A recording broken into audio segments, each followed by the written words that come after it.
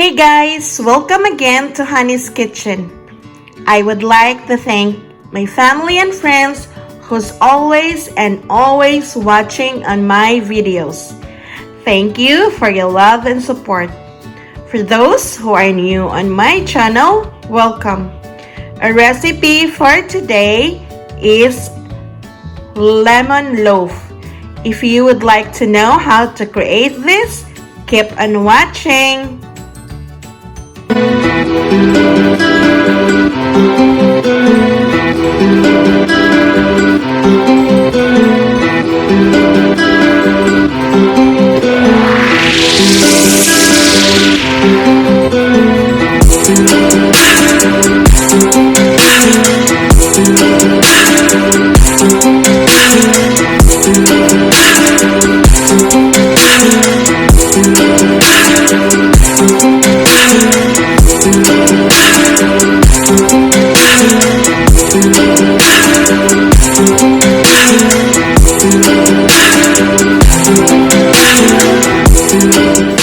For this recipe, we need half cup of unsalted softened butter,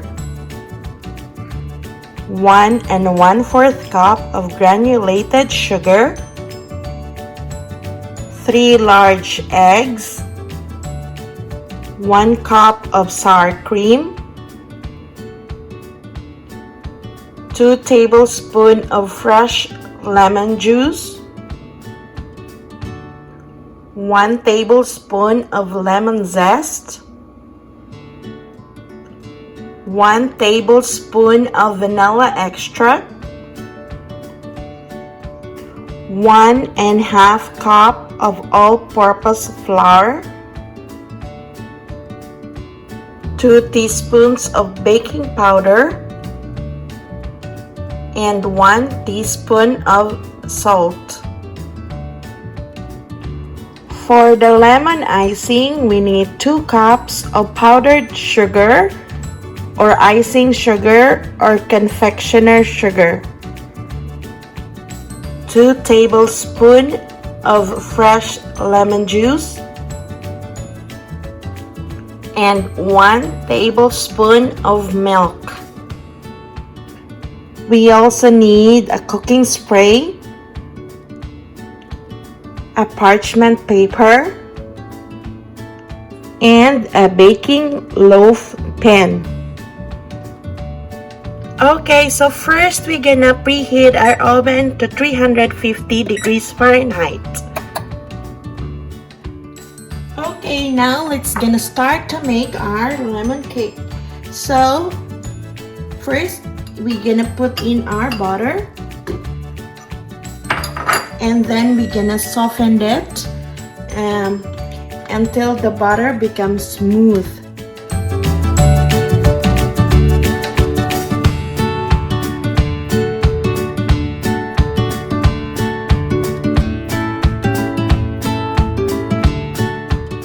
And then we're gonna add in our sugar.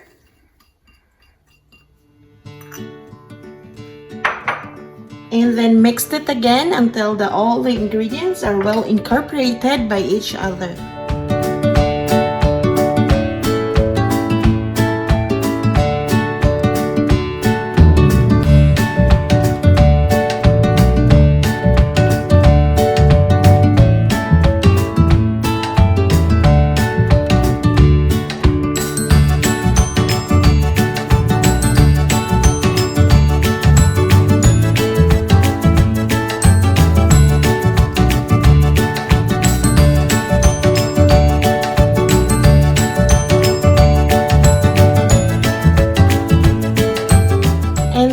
Gonna add in our eggs one at a time while mixing it.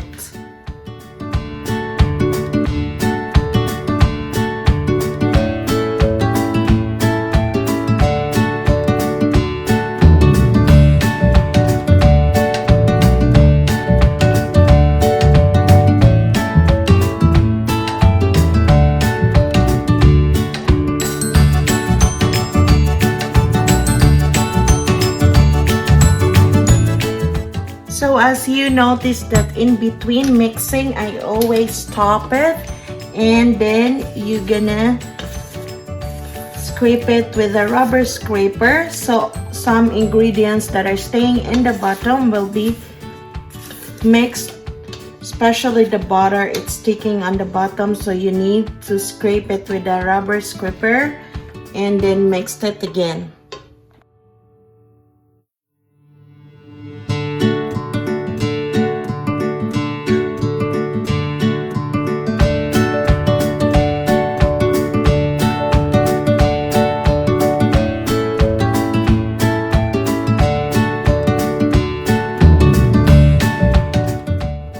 Now into your flour, we gather all the dry ingredients. So we're gonna put in our salt and our baking powder, and you're gonna mix it nicely, and then we're gonna set it on the side. And then with your sour cream, we also put in our lemon juice and our vanilla extract, and then you mixed it nicely as well. And then you're gonna set it on the side, and then you're gonna mix it into your butter mixture alternately. In that way, your cake will be floppy and not hard.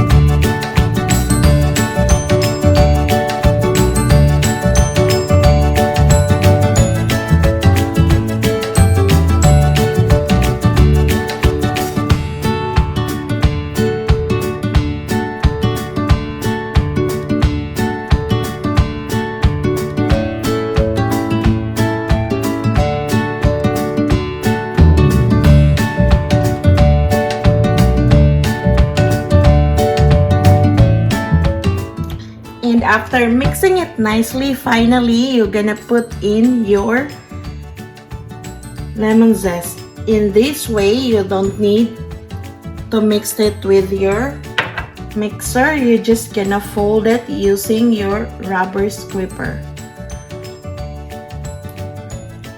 And then we're gonna grease our loaf pan using a cooking spray.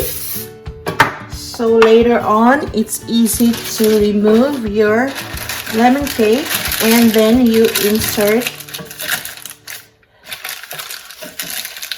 put in your parchment paper.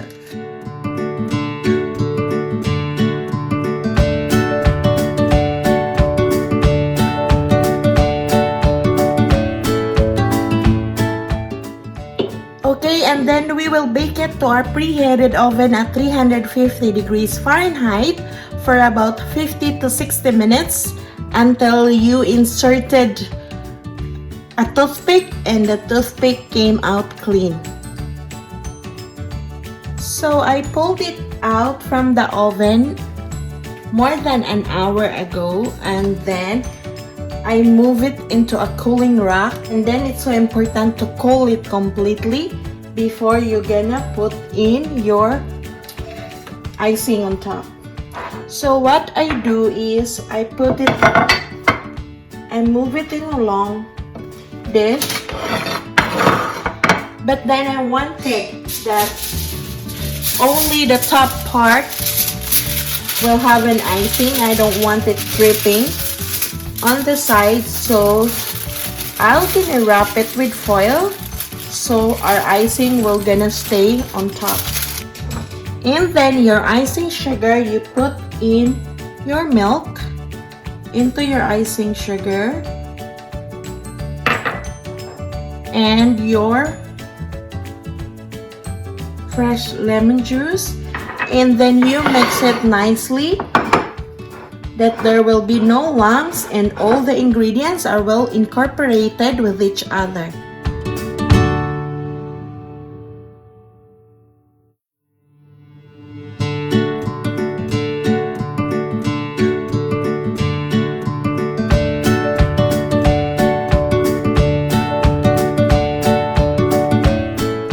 So once your icing is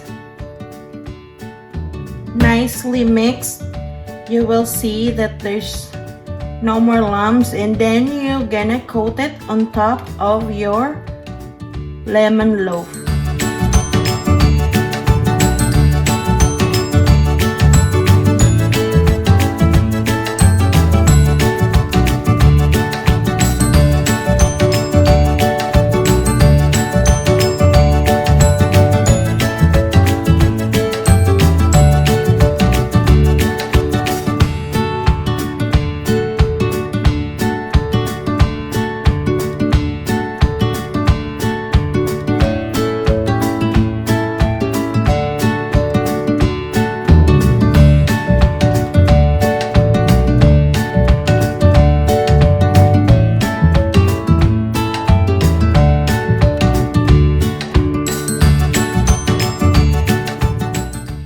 And then you're gonna let it sit until the icing on top will settle down, or you can put it in the fridge for a few minutes.